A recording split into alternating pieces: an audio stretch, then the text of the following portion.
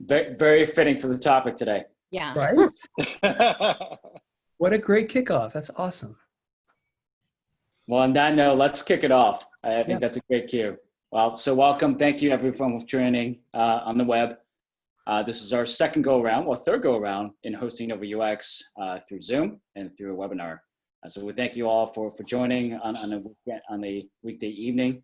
Today, we're super happy and thrilled as part of the NoVAUX organizing team, myself, Alex Shao, Jim Lane, Jody Thomas, to be hosting Nitya Chambers, as well as Michael Hogenmiller from CNN Digital, to discuss about how they are able to build great product experiences in the trying time. They'll be showing us in part of the experience that they've built, as well as the steps and process that they were able to get a fully remote team to be able to work in very much in unison fashion to get their product out in less than 60 days. Lots of lessons learned, and we'll certainly take some Q&As throughout the presentation. As noted earlier, Jim Lane and myself and the team will be looking at the Q&A panel inside the Zoom. So make sure to use the Q&A panel to ask questions along the way. There'll be pauses along the presentation from Nitya and also from Michael for to take the questions. So we'd like this to be fairly conversational, and we'll go from there. We're also very excited to have Nate Camp from Curate Partners to sponsor our event today. And we thank him for that, to make the Zoom presentation possible for us. Thank you, Nate, and for Curate Partners. And with that, I'd like to hand this off. And Nate, before we get into it, Jim and Jody, are there any announcements for upcoming NoVAUX stuff that we want to highlight at this time?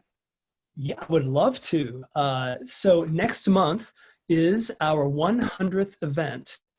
And as it turns out, by absolute luck and happenstance, our 8th birthday. So we're really excited. Normally we have cake. Those of you who have been joining us over the years know we almost always have a big old sheet cake birthdays. Unfortunately, that's not possible this year, but we do hope you can join us. We're going to be putting together a panel of UX professionals. And we're going to dig into the new normal. So how we're doing design, how we're doing remote teams and remote work in a pandemic, and also what's this going to mean going forward, and how will this change how we work and how we work together in our field. So it should be a really interesting evening. So we hope you all can join us. Thank you, Jim. All right, well, with that, I'm going to hand it over to Nitya and Michael for the presentation. Welcome, guys. Good to be here.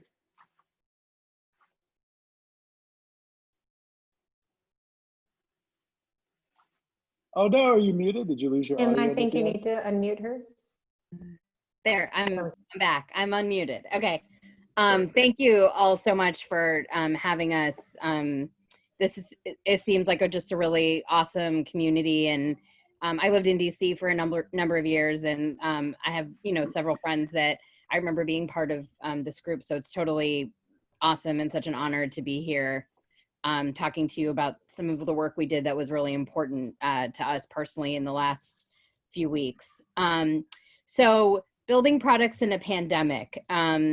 We, right now, I think, kind of an important piece of backdrop for all of you is CNN Digital is really going through a cultural transformation of the way that we think about our work and the way that we think about the consumer experiences that our teams build and the objectives that they serve in kind of the forward motion of our business. And so prior to this, we were really asking ourselves in a lot of spaces, how can we deepen our relationship with our users? How are we building and driving meaningful work towards experiences that contribute to habitual usage? How are we bringing people back? How are we adding value to our users when they think of our brand and the experiences that we create? So, the coronavirus story, that second week of March, I think is when some of the impacts really started to overflow and impact our daily lives, right? So our organization kind of is responding to a story in real time, kind of getting us all home those first few weeks of March. but we're also responding in real time to a breaking news story. And so like a lot of projects and initiatives that start in moments like this started with an email from some of our leadership asking us that question again. How are we, we are creating so many products right now. We have, Sanjay Gupta has a podcast and a newsletter. We're doing, regular town halls with Dr. Gupta, with Dr. Fauci, with Anderson Cooper, and bringing on a lot of expertise. How are we thinking about this in totality? Again, kind of to that objective of deepening our relationship with our users and driving towards experiences that contribute to usage on our site that is meaningful and deeper and allows us to get to know them better. And so what happened was, in response to that email, really started to break apart the pieces of this story. Certainly there is a global public health story happening. Michael, you want to go back one more? Yeah, you bet. Sure. There's a global public health story happening.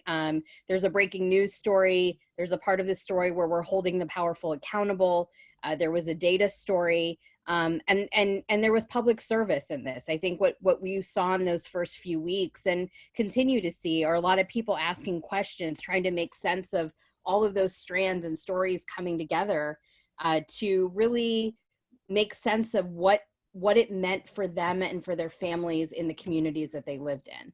And so that was kind of where this started. How do we put users at the center? How do we respond to getting to their needs and helping them make sense of a lot of information at a time when they are afraid? And so our team came together. It was kind of a scrappy effort over the weekend. We were lucky that our leadership really leaned into the idea of that question of solving for what users wanted and understanding that data was at the heart of it. And they brought our team together. So, and another thing that we're really thinking about right now is we kind of work in startup mode, right? We're trying to get things to launch quickly, get things out there, get them in front of users, use user sort of engagement to fuel how we are working, how we are prioritizing features. And so, Michael and I kind of, you'll see here on the slide that we call ourselves co-founders because we really kind of approached it that way. We were partners from the beginning. I was the product lead. Michael was the design lead. We were joined by some really talented engineers at CNN. Roshan Bangera was kind of our chief technology officer of the project and continues to be, and coordinated the folks you see kind of on the right-hand side of the screen. And shout out to Sean Sharnikow, who is our delivery lead, who's actually on this UX call right now. But it was a small, scrappy team that was really committed to the vision. And I think one of the really important things here, especially in an organization that's a content organization, that I always like to point out was we had one content lead and a mostly product and engineering led team, right? So that that ratio of that in companies that often solve problems with content, I'm really quick to kind of point out the ratio of engineers to design and content, because that was really what brought this experience together and made it one that was dynamic versus manual, and one that felt more like an experience that served users rather than a landing page, right? So I think we were really trying to kind of get to that sort of that element of service and that dynamism in the project. And I think along the way, we all really committed to the idea of working smart and fast, to be focused on sustainable and scalable solutions. I think always thinking about how there were elements of this that we could extract and use in other ways come the elections, or thinking about recycling, what other problems exist to solve where you have information that is spread across 50 states and users live somewhere and want to connect to it, right? So that, like, kind of knowing that was an underpinning of the problem, we really solved in a way that, like, we could use some of that concepting and some of that framework to solve other problems. And I think to us also, there's an immense amount of pride in thinking about it in a way that it would be, parts of it would be reusable after this story. I talked a little bit, I think, about why we formed, but on the next slide, from a user perspective, I think this was a story that was unfolding in a pandemic that was being managed and resourced differently state to state. And I think you probably are all kind of living that with yourselves and with your loved ones. At the heart of it, I think people wanted to know, what does this mean for me and my family? Am I okay? Will I be okay? How do I know if I'm not okay? And when will things go back to normal? And that was really, I think, like at the heart for us of sort of creating, both in like the visual experience, but also in the data sets that we brought into the product, sort of making sure that we weren't contributing to a sense of panic, rather a sense of empowerment. Like, I understand what's happening in my community. I'm not going to freak out about it. And I feel like knowledge is power in this moment. So I think, like, to us, we really tried to remind ourselves of that when we got excited about certain data sets or certain presentations. We kind of go back to, like, wait a minute, does this feel scary if you don't have the context of this other number? Or does this feel scary if we don't present it in an arc that sort of shows the other data points? And I think, like, we really sort of kind of kept the user at the center of the experience and challenged each other in those moments, to kind of to create that sense of empowerment over panic. And I think the other part of it was also just being sort of open to the fact that it was a fluid story where information was constantly being updated, but also the data points that people wanted were constantly changing. So I think, like, as we prioritize, not only were we using user feedback to do it, but we were also thinking, like, how long is this data set going to actually be an active part of the story, right? Like flattening the curve is something that you can kind of look at over time, and follow over time, versus, like, there were elements of this story, like, I think especially as things were closing in the beginning, that you knew at some point soon everything was going to be closed, right? So kind of like following something that closely at the beginning may not have had the impact that it does in a tool right now. And so I think all of that kind of took us to our hypothesis. Really, how can we create a public service tool that gives folks a snapshot of what's going on with COVID-19 in their community? How can we deliver a personalized, dynamic experience by centralizing public content feeds from verified sources based on user location? And I think, like, again, what we took into that was the desire to be lean, to launch with limited original content, and always kind of be thinking about the utility and sort of how the user sat at the center of the information that came in. And really, an agreement between our team that we were prioritizing new features based on how folks were using the tool, and in ways that deepened engagement with our consumers. So that's I hope not too long of a setup before I pass off to Michael, but we'll just pause and see if there were any questions coming in to that point before we go. There is a question. So Bill Mower, I hope I got the name right, asks, isn't your concern with presenting data in a non-scary way at odds with your journalistic obligation to present data without an editorial slant?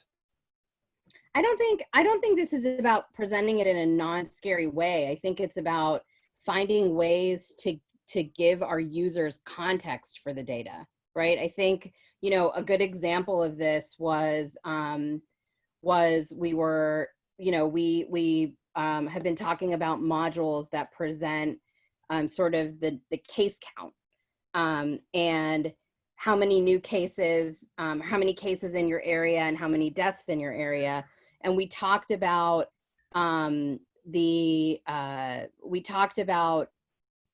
showing new cases versus if there weren't any cases on a given day, right? So if you say there aren't cases on a given day, at this moment in the story, does that give, and how you communicate that does that start to create implications that things are getting better when we don't know that yet, or when we don't know enough about testing yet? And I think like those are the types of questions that and it's a great question. I think those are the types of things that we have been talking about with each other and with our teams. I think that there are moments where there is a required analysis of the data, and there are also moments where you're sort of like, I want to know what the hospital capacity is in my area, and I need to have a sense of that story, or I need to have a sense of what my options and opportunity and my options are in this moment, based on the data that's coming in. So I think it's a valid question. I think we are having those conversations internally about the points that we're presenting. Michael, I don't know if you have anything to add there. No, I think that's a great frame. Like, data is really powerful. It's like comforting when put into context. To your anecdote, like, we might in our data show that there are no new cases in a community for like a week straight, right? Which might lead some to believe that like, wow, we've really cracked this thing. The subtext of that could be that there are no tests available in that community. And so therefore the health system of that community isn't capable of reporting cases, right? Because they can't detect them. So there were sort of layers to the information we were trying to make accessible to folks, that we really had to think through and put into an appropriate context so that people understood the information that was available, how reliable it might be, how often was it being updated, and then what sort of adjacent factors, right, should be considered as you're looking at the information. So we have 2 more questions if you guys want to take them now. Yeah, let's take them. So Ramasa Noor is asking, how did you discover the needs of your users? Ooh, that is an excellent question. In fact, we're gonna like dive deep into that right in the very next slide, if you'll hang on for just a minute. Absolutely. So, and the last one is, Jamie is asking, I'm guessing the team came together overnight on the business side of the house. How did this project interact or impact the reporting side of the house? So, I mean, no impacts to the reporting side of the house. We have quite a number. I mean, CNN as a worldwide organization is 4,000 people. The digital organization is 700 people. You'll notice that the team itself was product design, engineering, content, one content developer. I have an editorial background in my past, but was really the product lead on this effort. So there are no impacts in that way to the reporting side of the house. I think there was an opportunity, and there continues to be, as we kind of move, we call ourselves in a stage between MVP and MVP plus, where we are still kind of bringing together some of the elements that and the reporting that's happening across the organization into the tool to serve it in a way that is sustainable over time. So I think what it ends up also creating, though, is a vehicle and an opportunity inside some of our other reporting to direct users to a tool that kind of gives them a more personalized experience around the data. So it interacted with the reporting that way. It has sat alongside a lot of our editorial content as another space where we can deepen engagement with our users. But in terms of impacts, it was really a team that was kind of working to create this incremental way of additional way of us engaging with our users. Cool. There's a few more I think we can come back to. Why don't we let's keep going? Yeah, we'll tackle that second question about how did we figure out who our users were. Yeah. So when Nitya came to me with this idea, one of the things I was most fascinated by is like immediately my first response was like, holy crap, like our users for this tool are going to be everybody, or at least everybody within the region or the geography that we could actually like serve with the data that was available. There's not a lot of products that you get to work on that are like that, right? Like, in fact, almost all early stage teams are always trying to figure out, like, where's our market? What's our product market fit going to be, right? So part of the like excitement, especially when we first got started, was that you know, Nitya approached me with this idea where it was like, holy crap, everybody's our user. This is going to be awesome. Like we can blow right through product market fit and just try and figure out and understand what the segments are, right? And how all of us together are sort of focusing on different needs and different concerns, and then figure out which of those we're actually going to be able to like feasibly address and provide a service for. One of the first things that we do on any project is we just start a conversation, right, with the people that we're trying to serve. Nitya hit me up on the 16th and was like, hey, I have this idea. We started corralling talent to try and see if we were actually going to be able to chase it. By the 19th, we were out in market talking to 750 respondents to try and understand as many aspects of how COVID-19 was impacting their life and the way it was making them feel and the things that they were most concerned about, so that we could try to start to shape a point of view about what people actually needed from us, right? In terms of like behaviors and habits, we discovered some pretty fascinating information early on. So in mid-March, people were reading about coronavirus every day. The majority of the people we talked to were actually checking every few hours on updates and information around coronavirus, which kind of blew me away. So, you know, right there was a huge kind of validating piece of information that, like, you know, certainly we weren't sure at that moment how long this interest was going to live, but it was very intense and focused. In terms of like people's online digital news habits, they were mixing coverage in a number of ways. So they were scouring digital media while TV news was on in the background. They were mixing national and regional news outlets with local news to try and get a sense of like, what's the federal government doing? Is my state shutting down? What is my local TV station telling me I ought to do when I go to the grocery store? Like they were just combining as many resources as they could to try to give themselves a picture.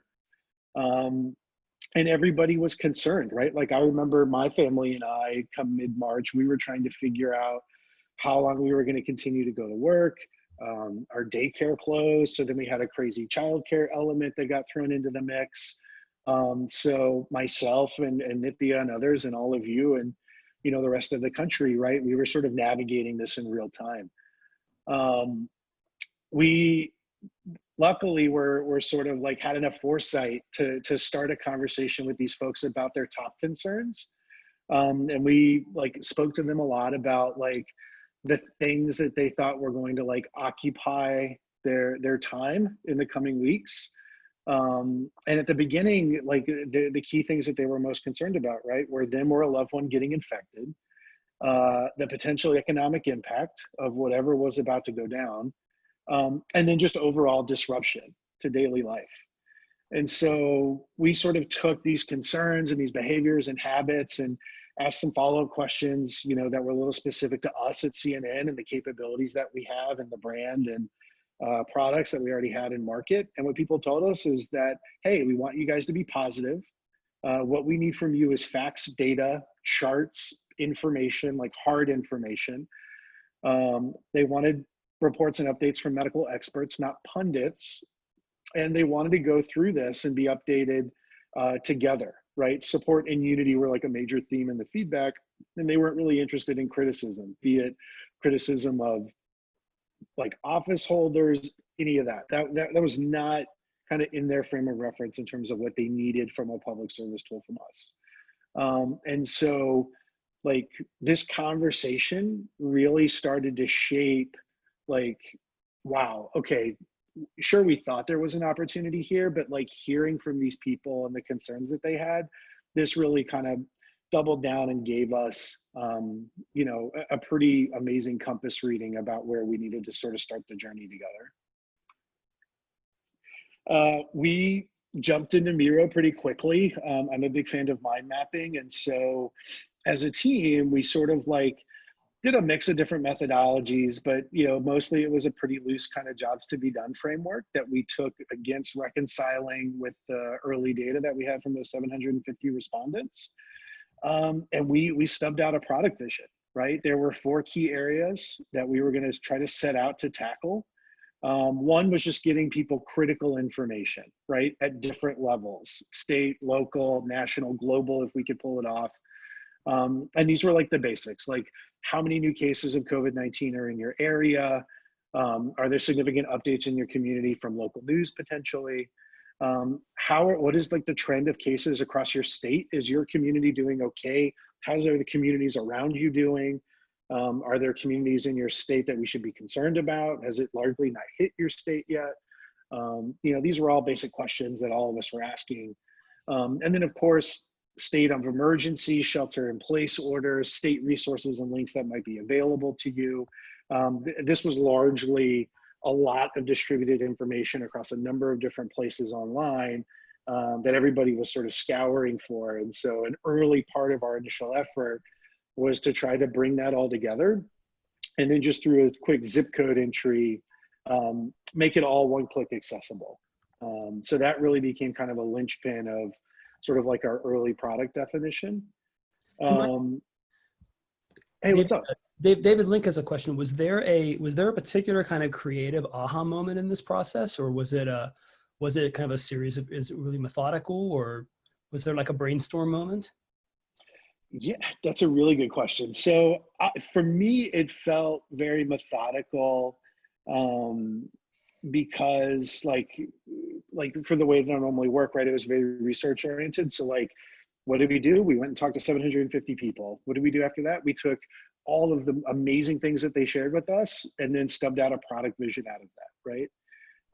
I think what was kind of cool for the group though, and Nitya, you like check me on this, is like, I don't think together we realized how fast the product vision could start to materialize until like we sensed like just the alignment and scope of how many people were concerned about coronavirus. Like typically that doesn't happen. You really have to like poke around in the dark and like go and try and figure like whatever your product might be, right? Like let's say you're creating like something like masterclass where you're going to help people learn a new skill, right?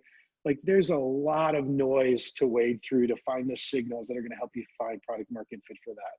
On something like this, especially in the moment that we were in, like needs were clear, people had no qualms about articulating to us what they were, and then we could very quickly like read through that, step out a product vision that would meet the initial need, and then try to take off from there. So I've never seen it come together that quickly. The thing I'll add, David, that I think that's a really great question. I personally have been really passionate about civic engagement in the last like couple years, probably like a lot of us. And so I had been thinking prior to this like really unprecedented change to the year, I had been thinking just a lot about voting. And like the challenge with voting is you have different states that handle voting and voter registration in different ways. So I've had that in my head since last year. And one of the things I started to notice when this story was really gaining steam and traction was that the information was very like what was happening, the way sort of like there was like a global story, there was a national story, but then the way resources and policy were being managed were happening at the state and local level. And so that same confusion was sort of like, wait a minute, where do I go to find out XYZ in this sort of, in something that's like managed by my state? It was almost the exact same problem in this situation. So that combined with, I follow, on social media, like, just like a normal random collection of people that like send you down black holes of like curiosity all the time. And one of the things I started to notice was this really sort of undercurrent from public health researchers around sort of like, hold on, this data point or like this like line or sentence is not exactly capturing the story. Let me break that down for you. Here's something really good to read. And I found myself really attracted to sort of that calm and that sort of like that moment of education inside of a story that was inducing a lot of panic. And so like, I think those two things came together. And then the third thing I'll say was, I actually had pitched this a couple days before to a similar group of people in an email thread that was just like a bunch of bullets. And I went back to someone and I said, I felt really passionately about the idea because I spent all this time thinking about voting. And he was like, why don't you can you draw it? Because I feel like if people see it, they'll understand. And so I made this like real rickety wireframe on construction paper because my kids had a crayon and I was like going for it. And then like the wireframe was like everyone was able to, a lot of different stakeholders, not all of them are necessarily product designers or UX researchers and coming to it that way, were able to kind of like see it very quickly. And to me, that was just a lesson of like, if you believe in something, like you should go back for it, but also like, sometimes you have to draw it out a little bit. Right. And that doesn't have to be perfect. And I feel sort of like I need to do that more, and less like long emails with bullets. And I think like there was an ability to visualize it that I think helped it move forward. Yeah, I mean, we started that first week on Monday with sort of the, hey, I have this idea conversation off the back of Nitya's email and wireframe. Friday, we were running initial concept tests. And in the middle there, right, we had our survey results from the very first batch of respondents. Initial concept tests, I'm a huge proponent of. Doesn't have to be like as lo-fi as you want to go.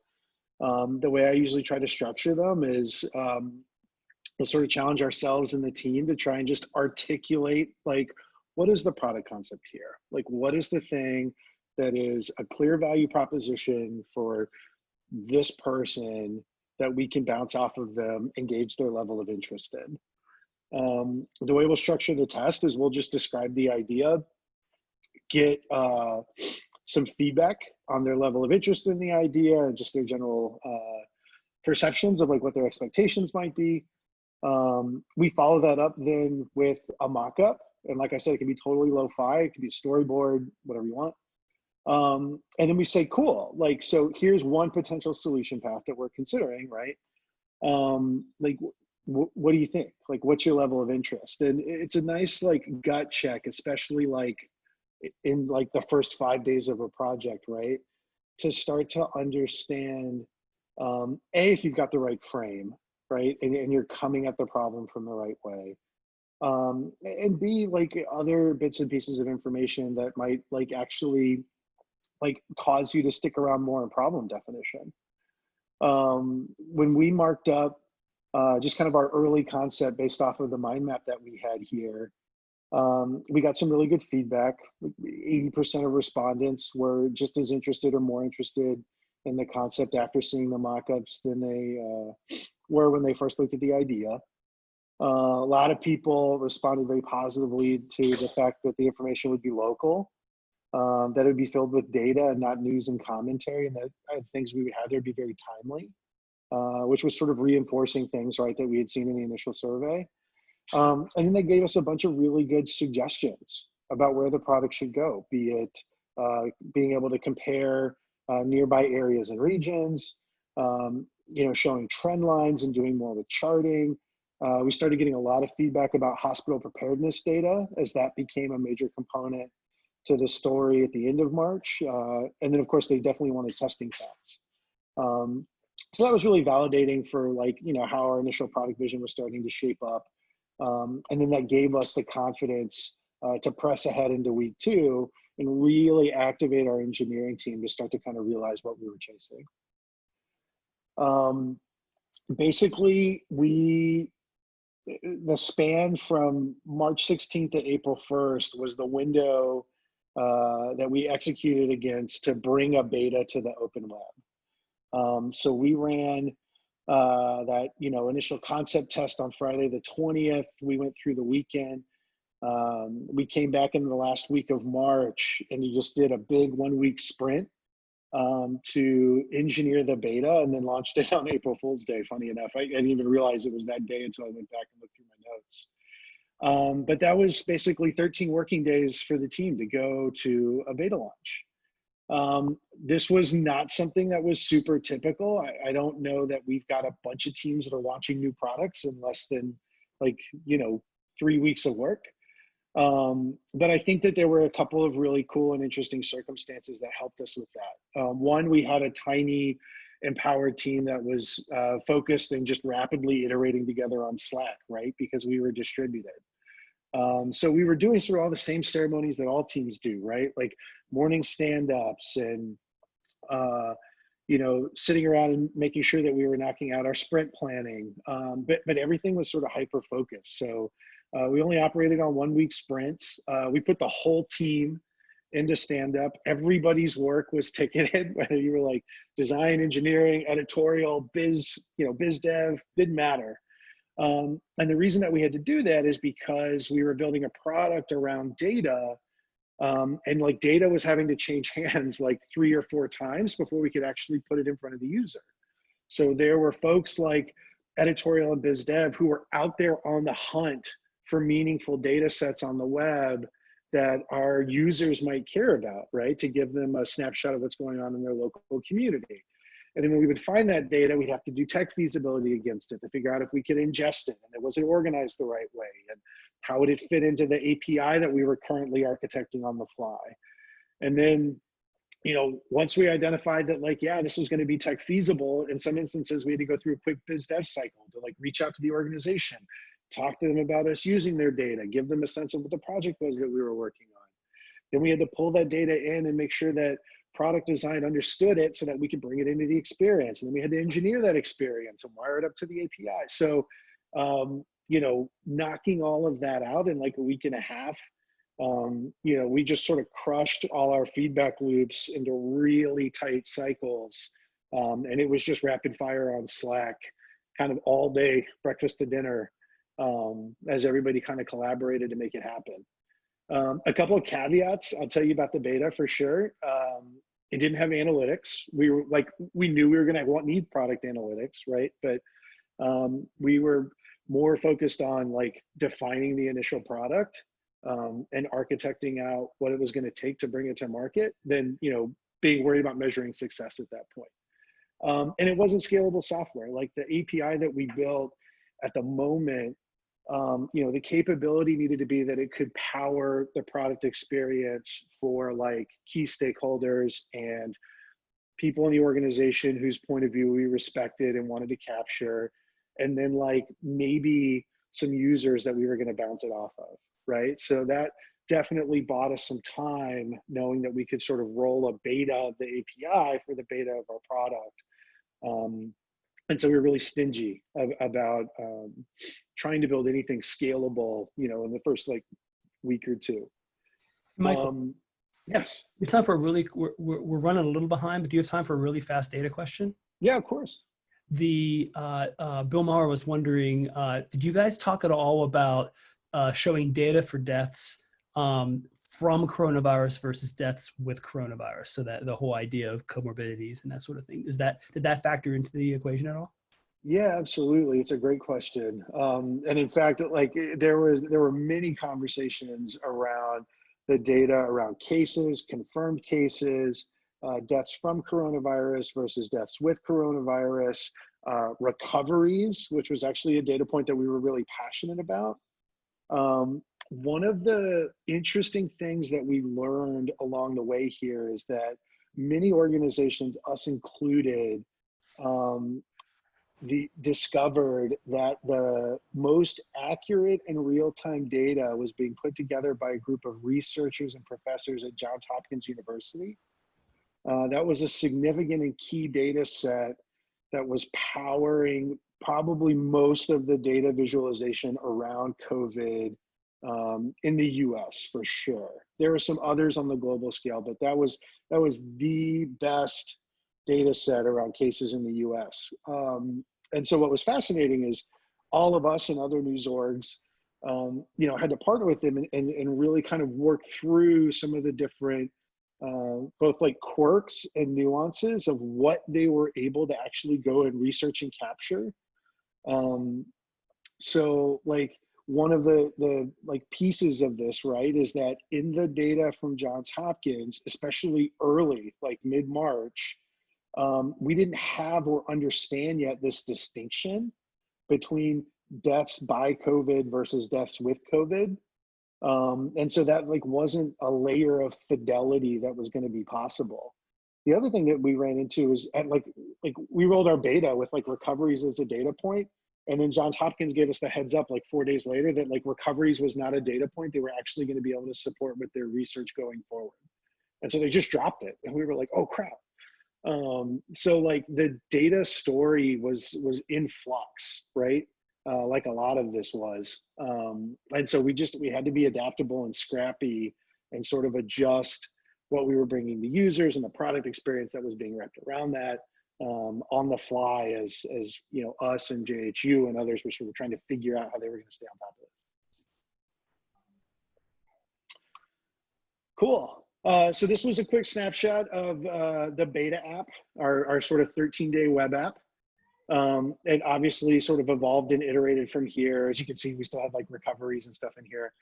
But we were pretty stoked. This was, I think, at least for me, I think this was significantly more than I thought we were going to be able to accomplish when we started that journey on the 16th. Nitya, anything on the beta that you would want to add there? No, I mean, I think it was a real, we really kind of, the team pushed to keep each other honest on what the goals were. I think something really kind of important is like in this remote working environment, one of the things that our company was thinking about, because we process a lot of video every day, right, was kind of being sensitive to the VPN and not being like kind of too intense about, like, you know, sort of leaning into the VPN when it was needed, but if you didn't need to lean into it, like to kind of free up the bandwidth for others, because like that was all being, that was kind of also all those dials were being turned at the same time. So, you know, I think one of the decisions that we made with the beta was like, we needed to start getting stakeholder feedback inside of a really big organization. And we felt comfortable with the data points that we were presenting. We felt that it was, you know, and like just kind of to add on one more layer to Bill's question, we have a very rigorous process by which standards and data sets and the decision to use data feeds are vetted within CNN. And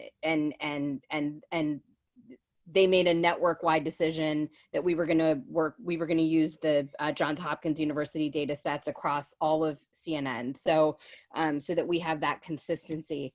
And so I think like for us, it was like we knew that the data sets we were using we were comfortable with, and we were going to go live, even though we were, you know, still kind of figuring out some of the analytics pieces, to make sure that we could share it within the company and get stakeholder buy-in and make sure there was comfort with what the product was. So I think in that there were some things, you know, as usual, like things that you lose getting to the beta, but kind of a commitment that we would push each other to the beta, because I think the faster we had it in people's hands, users and stakeholders, the faster we could get to like the next round of features.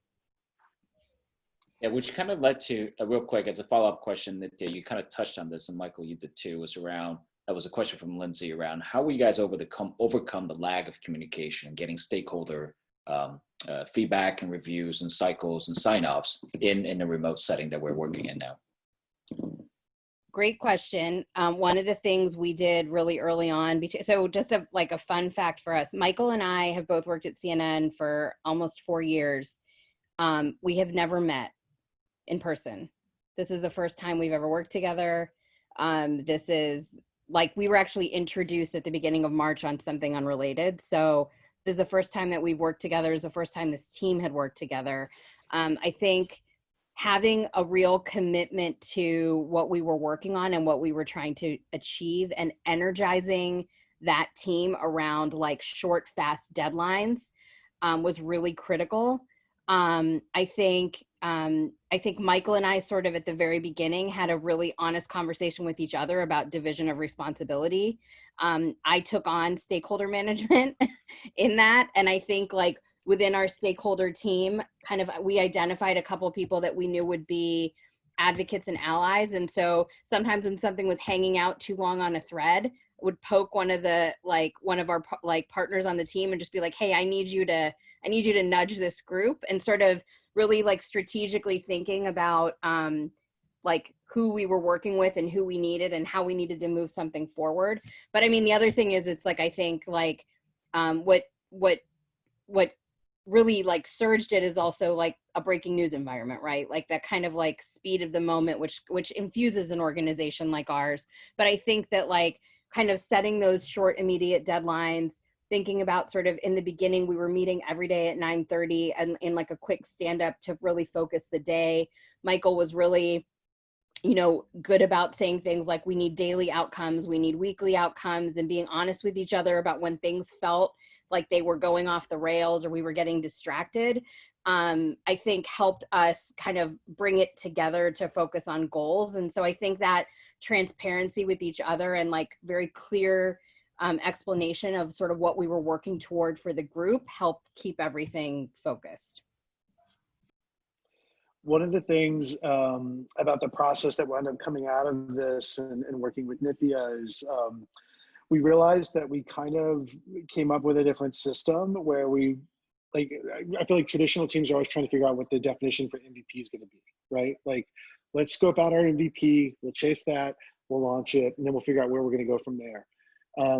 This team took a very different approach. So rather than like the MVP milestone, instead we worked around 2 milestones, which sort of were like adjacent to MVP. So first big milestone was beta, right? So let's like in no longer than 2 weeks, let's like get a beta that we can put in front of people that's actually usable, right? It's not scalable, and it's certainly not complete, but it's usable. You can punch your zip code in and you can get information about your community. And then we went straight from beta to like this concept of MVP plus. So we used the beta, we got ourselves like a month, maybe a month and a half of runway. And then we were like, cool, what can we accomplish in a month now that like this team is going to hang together and sort of see this through? And so then we built our mind map out more aggressively, right? And this really represented all the things that we were going to chase together, everything from like social distancing data to hospital capacity, testing locations, the economic impact. Like we weren't shy about sort of framing out what we thought we wanted to chase with MVP plus. And then we just went after it methodically, like day to day, week to week, trying to understand with the discovery work, like what was going to be possible, where could there be data available, will they partner with us, won't they partner with us? And then as soon as like we knew we had something we could ingest, a rapid product design cycle and then a rapid engineering cycle to bring it right into the product that we already had live on the web. It was about this time that we set up weekly surveys with respondents to check in on those concerns. So all of the concerns that we got initial data back from in that very first 750 respondent survey in March 19th, every Monday we started getting scores back from folks about like those concerns and if they remained, and then like how did they balance out against other things. And this was incredibly helpful as like a gut check for us every week to be able to have feedback back from users that said like, yes, I still care about this, or no, I'm not nearly as worried about this anymore, right? Because this stuff drove prioritization for us in such a huge way week to week. So like people getting infected, top of the list, steadily at the top of the list for almost all of the month of April and into May. Impact to financial markets started at the top, and then it kind of dwindled a little bit, and then we started to see it bubble back up, right? As like the unemployment numbers started rolling in. Job and income loss was a big one. Missing events and travel was interesting, and that like at the beginning that wasn't such a huge concern, but then it started to uptick over time. And we were able to track this stuff week to week across all these different parameters, be it school closures, food and supplies, all that kind of jazz. And so this helped out a ton with prioritization. The overall design approach that we had to take, we were super modular because like we'd fire up a concept for like an aspect of the product experience that we were going to introduce, and then we'd find out that the data set wasn't going to come through, right? And then all of a sudden a new data set would bubble up, a partner would come through, and we'd be like, oh my gosh, we got to bring this into the product experience. And so one of the things that really helped us was just thinking about all these nodes and the different jobs to be done that we really had to do. And then just designing componentry that was reusable and modules that would sort of serve as the like access point for that job to be done, and then working our way across the mind map. And so over time, every node on the mind map became a module, every module had a job, and then it was just about arranging them and prioritizing them in the appropriate way based on what we were seeing users doing in our product. It was a lot of iteration and feedback, right? If you can imagine getting all those survey respondents coming in every single week. And it was awesome because like the input and feedback was just as positive as it was negative. People were not shy about telling us the things that they wanted us to do for them and that we weren't hitting the mark on yet. So we got a lot of kudos from folks about the information and how specific it was. They really liked the local aspect of being able to see their community and explore other communities.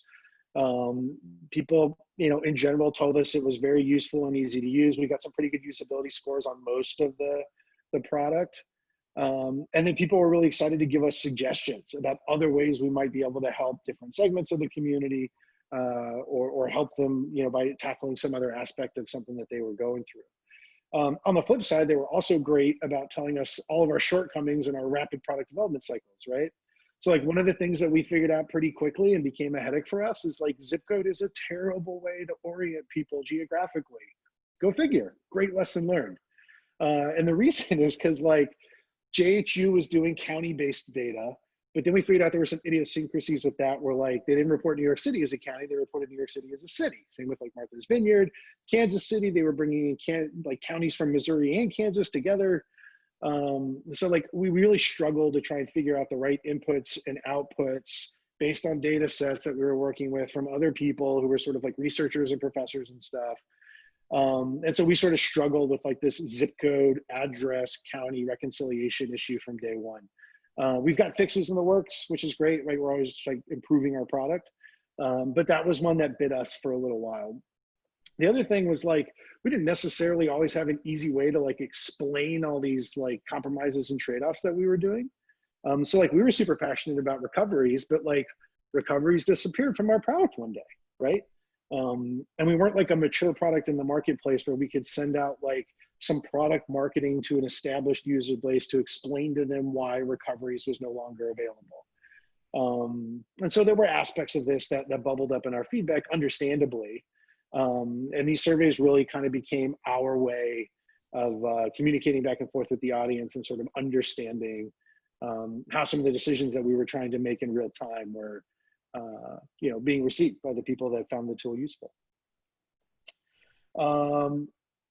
30 days in, we were out in market. We hit our first like 500,000 users, which was totally awesome.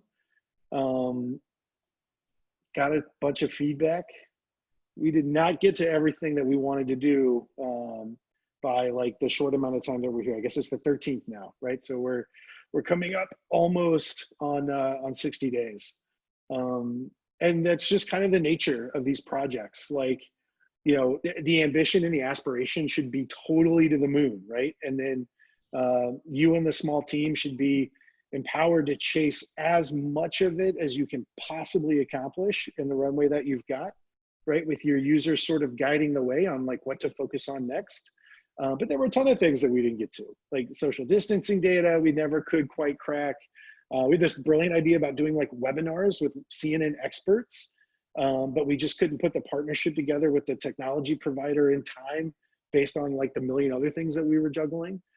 We had great ideas about alerting and reminders and using text technology to do cool stuff for people. Testing is still a crazy nut that so many people are trying to crack, whether you're like Apple or Google or us or others. You know, so this just comes with the territory, and I'm sure you guys are all familiar with this, but us, like many of you, certainly we didn't accomplish everything that we set out to, and that was okay. And I do feel like we learned a ton of great lessons on this one. Nitya, do you want to? Yeah. No, I think like for us, the most critical, I think, was having the ongoing dialogue with users. And I think that really shaped so much, including there was the feedback we were getting from users, but there was also the feedback we were getting from stakeholders. And I think like in a moment where you're moving fast and you're trying to stay really focused, and we were trying to keep we had amazing engineering talent on this project, kind of loaned to us from other things, wanting to keep them feeling really focused and engaged.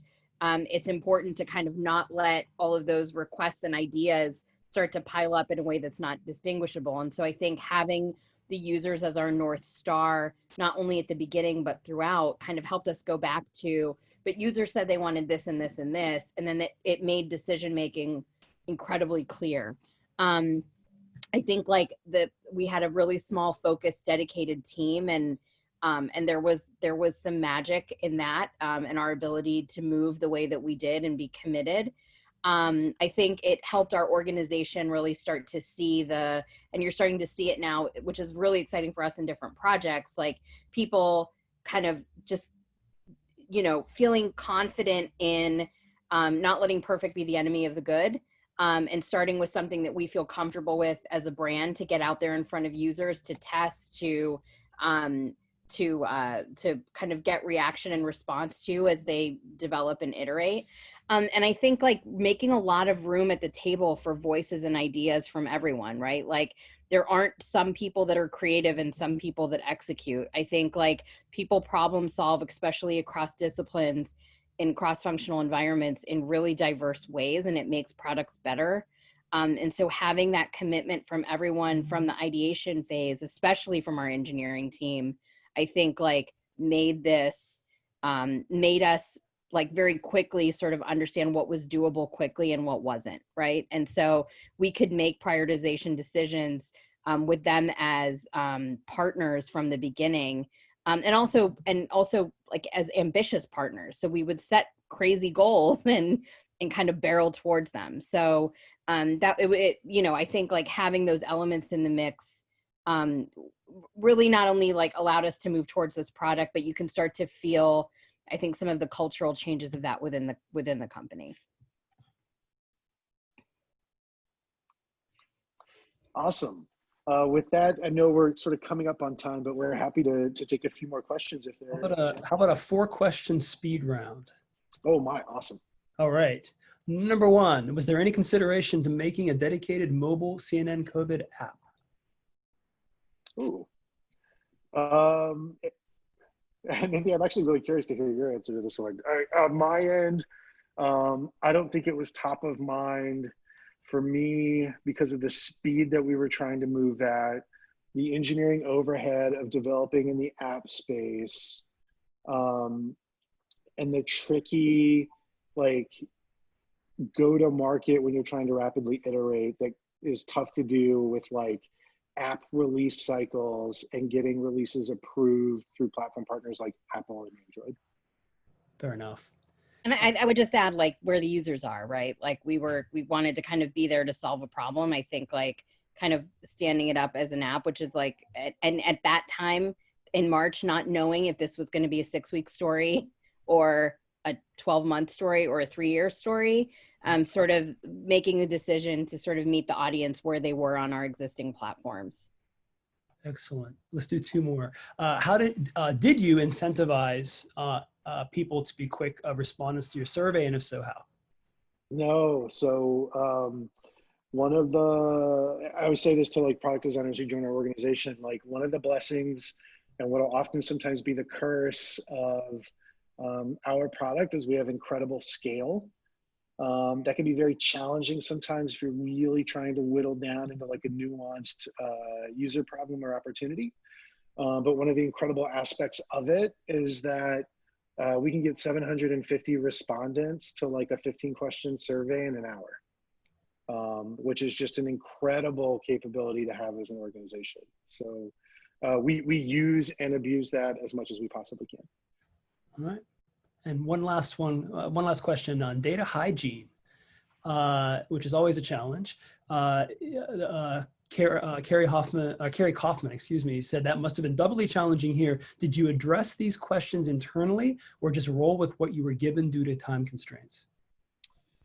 I would say probably both. One of the blessings we had is we had some really incredibly talented engineers who were very savvy on the data side. So Roshan and others like Rory and Verlin and Andrew, the folks who built our API built in a lot of automated testing. And so one of the fantastic things that we were able to benefit from is like, if we got an update from JHU and suddenly there were blank fields in the data, it would throw an alert, right? And then our folks could go in and dig in and try and understand what had happened there. And I'll give you a perfect example. One of the things we realized early on that we eventually had to catch and modify is like, we discovered that JHU will actually publish corrections. So we started getting negative case counts and we were like, what the shit is a negative case count? And then we figured out that they were actually revising the previous day's case count. But luckily, because of our engineering talent, they caught it ahead of time. We were able to sort of adapt. And so, yeah, data hygiene is a great question. It was something that we, had to keep an eye on and try and creatively problem solve around the whole time. Well, thank you. And with that, thank you for Nitya and Michael for sharing your amazing story around how the teams were able to come together, especially in this trying time to create a set of information and data and resource that is so useful and accessible to millions of users out there. With that said, I mean, there was a question that I wanted to highlight just that wasn't really asked. It's like, we talked about remote function and remote work. I know, Nitya, you mentioned you were in New York as we heard the bells ringing to celebrate and also give thanks to the healthcare workers. Could you give it a kind of quick cue in terms of where people are located and just how you guys were able to quickly communicate and in all such a remote fashion? Yeah, so I'm in New York. Michael's in Atlanta. Roshan, the lead engineer, is in Brooklyn. And I think the rest of the team is like kind of spread between DC, New York, and Atlanta. I think like it was, in a lot of ways, I think that like working like this in Zoom with like everyone's picture kind of being the equal size, it creates like a parity, I think, in the team. And I think like, because there wasn't like a group of people sitting somewhere in a conference room and one person dialing in, I think everyone was just like really focused, and like, but we were fully remote and we had never worked together before. And so I think like, that was like something new and exciting, but I think gives me a lot of confidence about like what remote working can be, because we were all so oriented around a goal together. That's wonderful. And thank you, Nitya, Michael, again. I also want to thank Nate Camp from Curate Partners for sponsoring the event tonight. Just a heads up, we do have an exciting event that's coming, as Jim has outlined, of our 100th event and 8th year birthday. No cake, but we'll try to make it as festive as possible, and hope you all can join us. Stay tuned for more information on that. And maybe Jody and Jim, you want to highlight a little bit what's coming to store in the upcoming event? For next month? Yep. Yeah. So, as we've actually been talking about here, this has been a really challenging time for a lot of companies, and a lot of us have had to figure out new ways to work together, and companies have had to find new ways to work in general. So next month, we're going to get a bunch of UX pros together. We're going to do a little bit bigger panel than this time, and we're going to dig into some of those questions and where they think this might take us. How are things going to change, and maybe some ways they won't change after things go back to normal. So it should be a really interesting discussion, and we're excited to get the group together. So please do join us. Wonderful. Well, with that, I want to thank the panel and thank you all for attendees for attending the webinar today. I hope to see you all very, very soon in the next upcoming NoVAUX event. Take care, Thanks, guys. y'all. Thanks so much, everyone. Good night, everybody.